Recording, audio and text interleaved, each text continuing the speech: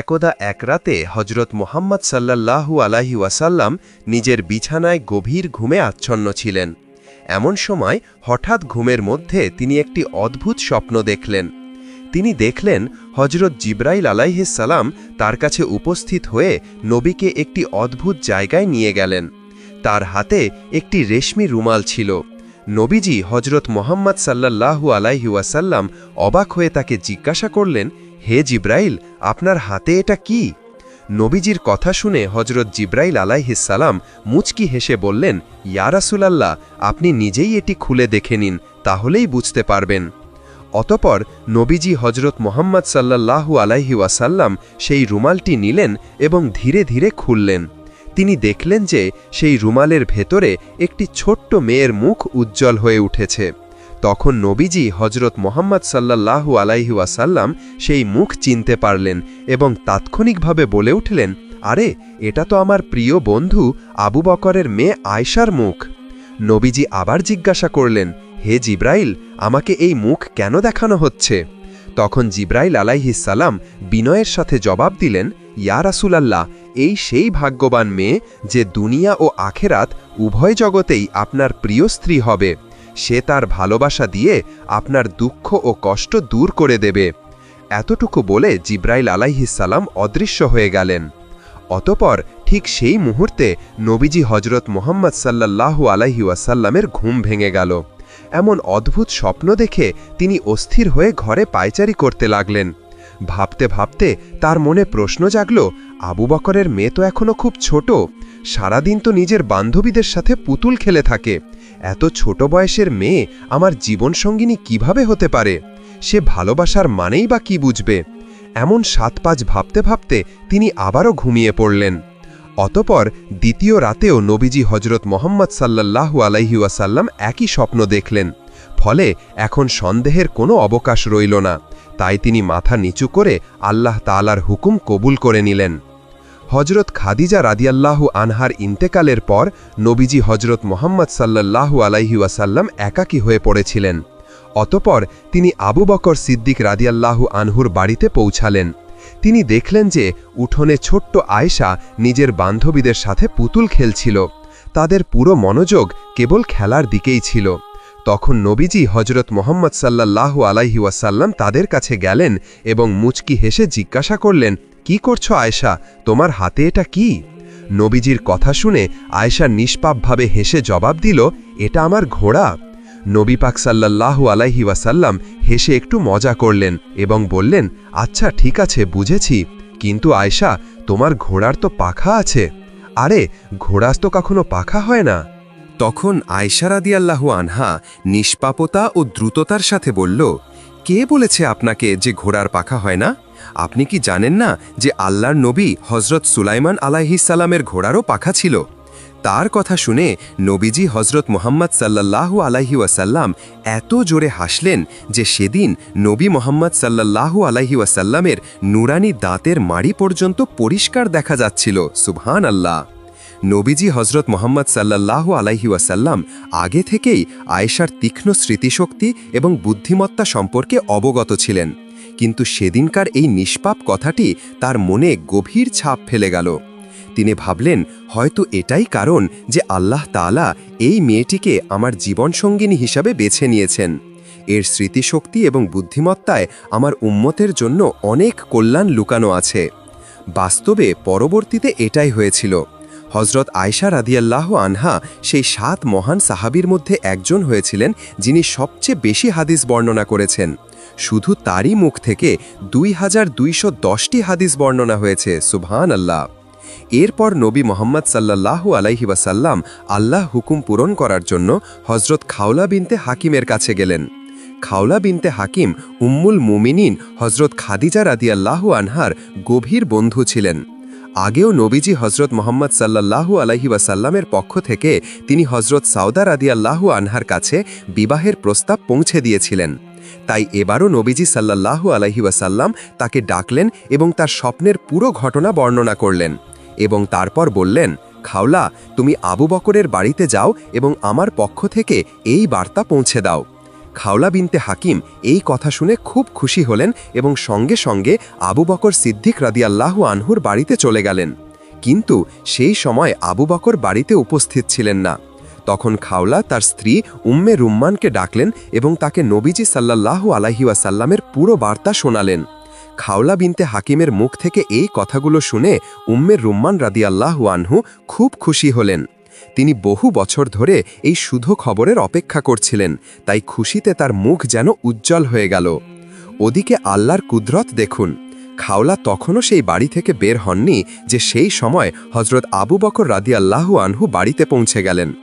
যেমনই খাওলা তাকে দেখলেন, তিনি আল্লাহ তাআলার শুকরিয়া আদায় করলেন এবং বললেন, হে আবু বকর, একটু মনোযোগ দিয়ে শুনুন। রাসূলুল্লাহ সাল্লাল্লাহু আলাইহি ওয়াসাল্লাম আমাকে আপনার কাছে পাঠিয়েছেন। তিনি আপনার মেয়ে আয়েশার জন্য বিবাহের প্রস্তাব পাঠিয়েছেন। এখন আপনি বলুন, এই বিষয়ে আপনার মতামত কি? এই কথা শুনে হজরত আবু বকর রাদিয়াল্লাহু আনহার খুশির সীমা রইল না। তিনি সবসময় চাইতেন যে কোনোভাবে আল্লাহ তার পরিবারকে নবী মোহাম্মদ সাল্লাল্লাহু আলাইহি ওয়াসাল্লামের সাথে আত্মীয়তার বন্ধনে আবদ্ধ করে দিন, কিন্তু কখনো সাহস করতে পারেননি যে এই কথা নিজে মুখে বলতে পারবেন। আর এখন এই বার্তা যখন নবীজি হজরত মোহাম্মদ সাল্লাল্লাহু আলাইহি ওয়াসাল্লামের পক্ষ থেকে বার্তা এসেছে, তখন আবু বকর রাদিয়াল্লাহু আনহু খুশিতে আত্মহারা হয়ে গেলেন। তিনি সেখানেই সেজদা করলেন এবং বললেন, এটা তো আল্লাহরই ইচ্ছা, আল্লাহই চান যে আমি আমার মেয়ের বিবাহ নবীজির সাথে করে দিই। কিন্তু সেজদা থেকে মাথা তুলে কিছুক্ষণ চিন্তায় ডুবে গেলেন এবং তারপর বললেন, খাওলা, এই বিবাহ কিভাবে হতে পারে?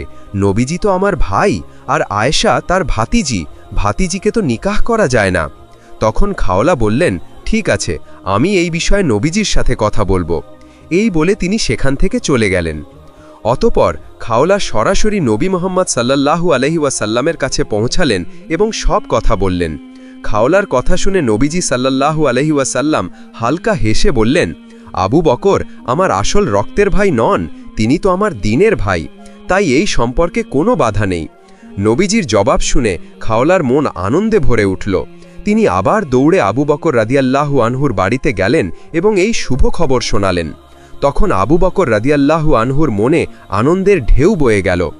ওদিকে নাবালিকা আয়েশা রাদিয়াল্লাহু আনহা তার প্রতিবেশীদের বাড়িতে সাথীদের সাথে পুতুল খেলছিলেন এবং এদিকে তার দুধ মা ওয়াইকা রাদিয়াল্লাহু আনহা তাকে খুঁজতে খুঁজতে পেরেশান হচ্ছিলেন। অবশেষে যখন তিনি আয়েশাকে প্রতিবেশীর বাড়িতে খেলতে দেখলেন, তখন তাকে বাড়িতে নিয়ে এলেন।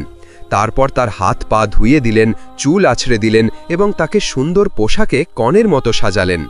এরপর আয়েশা রাদিয়াল্লাহু আনহাকে নিয়ে বাগদানের ছোট অনুষ্ঠানে নিয়ে আসা হলো। এই মাহফিলটি খুব সাধারণ এবং ছোট ছিল। সেখানে শুধু আয়েশা, তার মা উম্মে রুমান, আবু বকর রাদিয়াল্লাহু আনহু, ২-৩ জন সাহাবী এবং রাসূলুল্লাহ সাল্লাল্লাহু আলাইহি ওয়াসাল্লাম উপস্থিত ছিলেন। সুবহানাল্লাহ। অতপর বিবাহের সময় হজরত আবু বকর রাদিয়াল্লাহু আনহু নিজেই খুতবা পড়লেন এবং ৫০০ দিরহাম মোহর ধার্য করলেন। এর সাথেই বিবাহ সম্পন্ন হল। এটি ছিল দুনিয়ার সবচেয়ে মহান মানুষ রাহমাতুল আলামিন নবী পাক রাসূলুল্লাহ সাল্লাল্লাহু আলাইহি ওয়াসাল্লামের নিকাহ। এরপর রাসূলুল্লাহ মক্কার পবিত্র ভূমিতে দ্বীনের দাওয়াত দিতে ব্যস্ত হয়ে পড়লেন, আর নাবালিকা আয়েশা রাদিয়াল্লাহু আনহা তার মা বাবার কাছেই প্রতিবেশীর সখীদের সাথে পুতুল খেলছিলেন, কারণ তার বয়স কম ছিল, তিনি খুব দুষ্টুও ছিলেন। উম্মে রুমান কখনো কখনো তাকে বকা দিতেন, কিন্তু আয়েশা শুনতেনই না। একদিন আয়েশা এত গোলমাল করলেন যে উম্মে রুমান রাগে বকা দিতে শুরু করলেন। তখন আয়েশা কাঁদতে কাঁদতে দরজার চৌখাট ধরে মুখ ফুলিয়ে দাঁড়িয়েছিলেন। ঠিক তখনই নবী মোহাম্মদ সাল্লাল্লাহু আলাইহি ওয়াসাল্লাম সেখানে এসে পৌঁছালেন। তিনি উম্মে রুমানকে বললেন, আমি আপনাকে বলেছিলাম না যে আয়েশাকে কিছু বলবেন না, কিন্তু আপনি আমার কথা মানেননি। এই কথা শুনে উম্মে রুমান হতাশ হয়ে গেলেন এবং বললেন, ইয়া রাসূল, সে তো আমার কোনো কথাই মানে না এবং আমি কিছু বললে সরাসরি নিজের আব্বাকে অভিযোগ করে দেয়। তার কথা শুনে নবীজি হজরত মোহাম্মদ সাল্লাল্লাহু আলাইহি ওয়াসাল্লাম হাসলেন এবং বললেন, সে যাই করুক, আপনি শুধু আমার জন্য আয়েশাকে কিছু বলবেন না, তাকে তার নিষ্পাপতায় থাকতে দিন। ওদিকে কুরাইশরা নবুয়াতের পর থেকেই মুসলমানদের ওপর জুলুম করছিল। 12 বছর পেরিয়ে গেল এবং তাদের অত্যাচার দিন দিন বাড়তেই থাকল। কাফের কুরাইশরা এমন ষড়যন্ত্র করতে লাগল যে নবীজি রাসূল সাল্লাল্লাহু আলাইহি ওয়াসাল্লামকে শহীদ করে দেবে। এরই মধ্যে মদিনার লোকেরা নবী মোহাম্মদ সাল্লাল্লাহু আলাইহি ওয়াসাল্লামকে তাদের শহরে ডাকল। তারা ওয়াদা করল, ইয়া রাসূল, আপনি মদিনায় চলে আসুন, আমরা আপনাকে এবং সকল মুসলমানকে পূর্ণ নিরাপত্তা দেব এবং ইসলামকে কবুল করব। গোপনভাবে মদিনার লোকদের সাথে এই বাইয়াত ওয়াদা পূর্ণ হল। এরপর নবীজি হজরত মোহাম্মদ সাল্লাল্লাহু আলাইহি ওয়াসাল্লাম সাহাবীদেরকে নির্দেশ দিলেন, তোমরা চুপচাপ দুজন দুজন করে মদিনার দিকে চলে যাও, যাতে কুরাইশরা জানতে না পারে। কিন্তু এর পরেও অনেক সাহাবী লুকিয়ে লুকিয়ে হিজরত করে গেলেন। এখন নবী মোহাম্মদ সাল্লাল্লাহু আলাইহি ওয়াসাল্লাম মদিনায় যাওয়ার পাক্কা ইরাদা করে নিলেন। শুধু আল্লাহ তাআলার নির্দেশের অপেক্ষা ছিল। একদিন দুপুরে হঠাৎ নবীজি হজরত মোহাম্মদ সাল্লাল্লাহু আলাইহি ওয়াসাল্লাম আবু বকর রাদিয়াল্লাহু আনহুর বাড়িতে এসে পৌঁছালেন। নবীজিকে এই সময় দেখে আবু বকর ভয় পেয়ে গেলেন এবং বললেন, ইয়া রাসূল, আমার মনে হচ্ছে কোনো বিশেষ খবর আছে। তখন নবীজি সাল্লাল্লাহু আলাইহি ওয়াসাল্লামই বললেন, হে আবু বকর, আমাকে আল্লাহর পক্ষ থেকে অনুমতি মিলেছে যে আমি মক্কা ছেড়ে মদিনায় হিজরত করি। এই কথা শুনে আবু বকর রাদিয়াল্লাহু আনহু উৎসুক হয়ে বললেন, ইয়া রাসূল, আমি কি আপনার সফরের সাথী হওয়ার সুযোগ পাব? তখন নবীজি হেসে জবাব দিলেন, হ্যাঁ আবু বকর, এই সফরে তুমি আমার সাথী থাকবে। এই কথা শোনা মাত্রই আবু বকর রাদিয়াল্লাহু আনহুর চোখ থেকে অশ্রু বয়ে গেল। আনন্দে কাঁদতে কাঁদতে তিনি বললেন, আলহামদুলিল্লাহ, এর চেয়ে বড় নেয়ামত আর কি হতে পারে যে আমি আমার নবীর হামসফর হব। ইয়া রাসূল, আমার মা বাবা আপনার ওপর কুরবান হোক। যেদিন আপনি হিজরতের ইচ্ছা প্রকাশ করেছিলেন সেদিন আমি 2টি উট কিনে তাদের যত্ন নিতে শুরু করেছিলাম। এই কথা শুনে নবী মোহাম্মদ সাল্লাল্লাহু আলাইহি ওয়াসাল্লামের মুখে খুশি ফুটে উঠল। তিনি আবু বকরের বাড়িতে বসলেন এবং সন্ধ্যার অপেক্ষা করতে লাগলেন। এদিকে হজরত আবু বকর রাদিয়াল্লাহু আনহু সফরের সমস্ত প্রস্তুতি নিতে লাগলেন। কিন্তু অন্যদিকে গোপন খবর পাওয়া গেল যে আবু জাহেল সহ সমস্ত কুরাইশ সর্দাররা একত্রিত হয়ে একটি ভয়ানক ষড়যন্ত্র করছে। মোহাম্মদ সাল্লাল্লাহু আলাইহি ওয়াসাল্লামকে এই দুনিয়া থেকে মুছে দিতে হবে। এই খবর শুনে নবীজি হজরত মোহাম্মদ সাল্লাল্লাহু আলাইহি ওয়াসাল্লাম তার চাচাতো ভাই আলী রাদিয়াল্লাহু আনহুকে ডাকলেন এবং বললেন, আলী, মানুষের সমস্ত আমানত নিয়ে নাও এবং তাদের মালিকদের ফিরিয়ে দাও। আজ রাতে তুমি আমার বিছানায় ঘুমাবে। হজরত আলী রাদিয়াল্লাহু আনহু সমস্ত আমানত নিলেন এবং নবীজি সাল্লাল্লাহু আলাইহি ওয়াসাল্লামের বাড়ির দিকে রওনা হলেন। এদিকে মক্কার রাত গভীর হতে লাগল। নবীজি হজরত মোহাম্মদ সাল্লাল্লাহু আলাইহি ওয়াসাল্লামের চোখ থেকে অশ্রু ঝরতে লাগল। তিনি হাত তুলে আল্লাহর কাছে দোয়া করলেন এবং তারপর আবু বকরকে সাথে নিয়ে সফরের জন্য দাঁড়িয়ে গেলেন। যখন নবীজি হজরত মোহাম্মদ সাল্লাল্লাহু আলাইহি ওয়াসাল্লাম উটে সওয়ার হতে লাগলেন, তখন তিনি পিছন ফিরে মুচকি হেসে হজরত আয়েশা রাদিয়াল্লাহু আনহাকে বললেন, হে আয়েশা, আমাদের জন্য দোয়া করো, আমরা হিজরতের সফরে বেরোচ্ছি। এতটুকু বলে তিনি আবু বকরের সাথে রওনা হলেন। লম্বা সফর, রাস্তার অসুবিধা এবং শত্রুদের বিপদ সহ্য করে অবশেষে নবী মোহাম্মদ সাল্লাল্লাহু আলাইহি ওয়াসাল্লাম এবং আবু বকর রাদিয়াল্লাহু আনহু মদিনায় পৌঁছালেন। কিছুদিন পর হজরত আয়েশা রাদিয়াল্লাহু আনহা এবং তার পুরো পরিবারও মদিনায় চলে আসলো। এইভাবেই সময় গড়িয়ে যেতে লাগল। একদিন হজরত জিব্রাইল আলাইহিস সালাম নবীজি হজরত মোহাম্মদ সাল্লাল্লাহু আলাইহি ওয়াসাল্লামের কাছে এলেন এবং বললেন, ইয়া রাসূল, আয়েশা আপনার স্ত্রী, তাকে সম্মানের সাথে আপনার বাড়িতে নিয়ে আসুন। এই কথা বলে জিব্রাইল আলাইহিস সালাম চলে গেলেন। আল্লাহর কি কুদরত! পরের দিনই আবু বকর রাদিয়াল্লাহু আনহু নিজে নবীজি সাল্লাল্লাহু আলাইহি ওয়াসাল্লামের কাছে এলেন এবং বললেন, ইয়া রাসূল, আপনি আপনার স্ত্রীকে বাড়িতে কেন আনছেন না? তখন নবীজি হজরত মোহাম্মদ সাল্লাল্লাহু আলাইহি ওয়াসাল্লাম একটু সংকোচে পড়লেন এবং ধীরে ধীরে বললেন, হে আবু বকর, আমি ভাবছি আসলে আমার কাছে এখনও পুরো মোহর নেই। এই কথা শুনে আবু বকর রাদিয়াল্লাহু আনহু অনুমতি নিলেন এবং বাড়ির দিকে রওনা হলেন। হাঁটতে হাঁটতে তার মনে এই চিন্তাই ঘুরছিল, আমার মেয়ে তো নবীজি সাল্লাল্লাহু আলাইহি ওয়াসাল্লামের আমানত এবং মোহরের দায়িত্ব আমারই। আবু বকর রাদিয়াল্লাহু আনহু ভাবতে লাগলেন, যদি এখন নবীজি সাল্লাল্লাহু আলাইহি ওয়াসাল্লামকে খুশি করে দিই তাহলে এটা কত চমৎকার কাজ হবে। এই ভেবে তিনি বাড়ি গেলেন এবং সেখান থেকে 500 দিরহাম বের করে আনলেন। তারপর নবী মোহাম্মদ সাল্লাল্লাহু আলাইহি ওয়াসাল্লামের কাছে গিয়ে বললেন, ইয়া রাসূল, এটা আমার উপহার।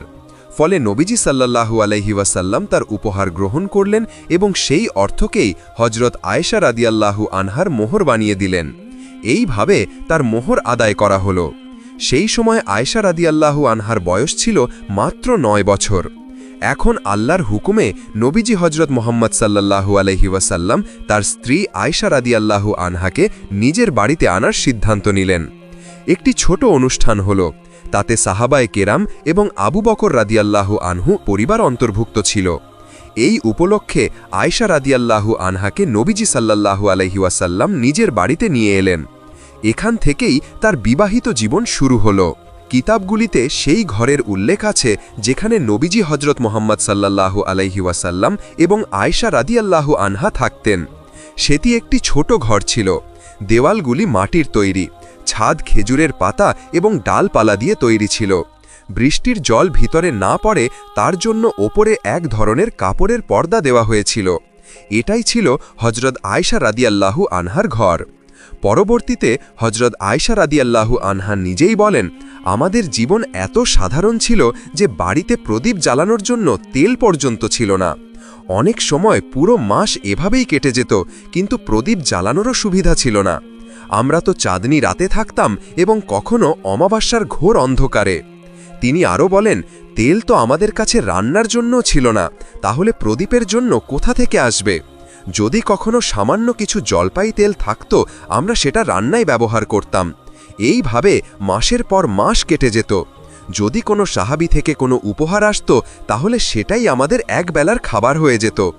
উপহারও কি, কখনো 2-4টি খেজুর, কখনো 1 বাটি দুধ, কখনো 2টি রুটি, কিন্তু ভালোবাসার অভাব কখনো হয়নি। হজরত আয়েশা রাদিয়াল্লাহু আনহা বলেন, খাবার অল্প হলেও আমরা দুজনেই একসাথে বসে খেতাম।